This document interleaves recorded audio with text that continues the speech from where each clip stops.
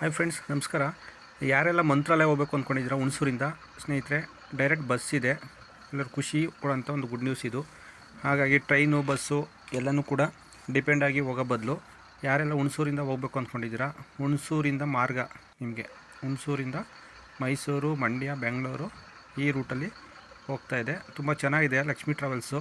ನಾನು ಕೂಡ ಲಾಸ್ಟ್ ಮಂತಲ್ಲಿ ಹೋಗಿದ್ದೆ, ಫಸ್ಟ್ ಟೈಮ್ ಹೋಗಿದ್ದು. ತುಂಬ ಅದ್ಭುತವಾದ ಒಂದು ಸರ್ವಿಸ್ ಕೊಡ್ತಾಯಿದ್ದಾರೆ.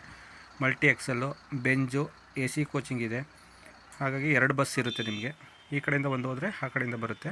ನಿಮಗೆ ಈವ್ನಿಂಗ್ ಹೊರಡುತ್ತೆ, ಒಂದು 5:30 6 o'clock ಹೊರಟ್ರೆ ಈವ್ನಿಂಗ್ ಈ ಕಡೆಯಿಂದ ಹುಣಸೂರಿಂದ.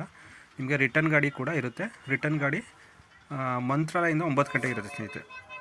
ತುಂಬ ಅದ್ಭುತವಾದ ಸರ್ವಿಸ್ ಕೊಡ್ತಾಯಿದ್ದಾರೆ. ಸ್ಲೀಪಿಂಗ್ ಕೋಚ್ ಇದೆ, ಒಳಗಡೆ ನೀಟಾಗಿ ಮೇಂಟೈನ್ ಮಾಡಿದ್ದಾರೆ.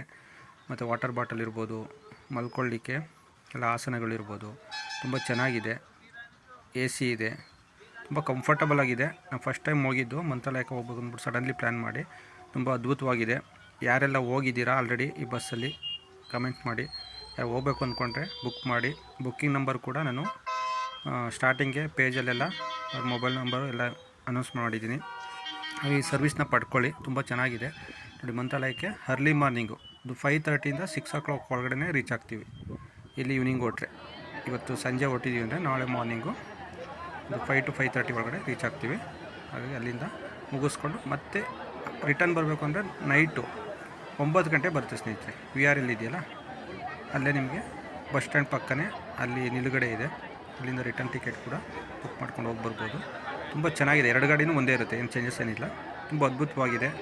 ಯಾರೆಲ್ಲ ಆಲ್ರೆಡಿ ಹೋಗಿದ್ದೀರಾ ಬಸ್ಸಲ್ಲಿ, ಸರ್ವಿಸ್ ಹೇಗೆ ಅನ್ನಿಸ್ತು ಕಮೆಂಟ್ ಮಾಡಿ. ಯಾರೆಲ್ಲ ಹೋಗ್ಬೇಕು ಅಂದ್ಕೊಂಡಿದ್ದೀರಾ ಎಲ್ಲರೂ ಒಳ್ಳೆಯದಾಗಲಿ, ರಾಯರು ಆಶೀರ್ವಾದ ಮಾಡಿ ಕರೆಸ್ಕೊಳ್ಳಿ.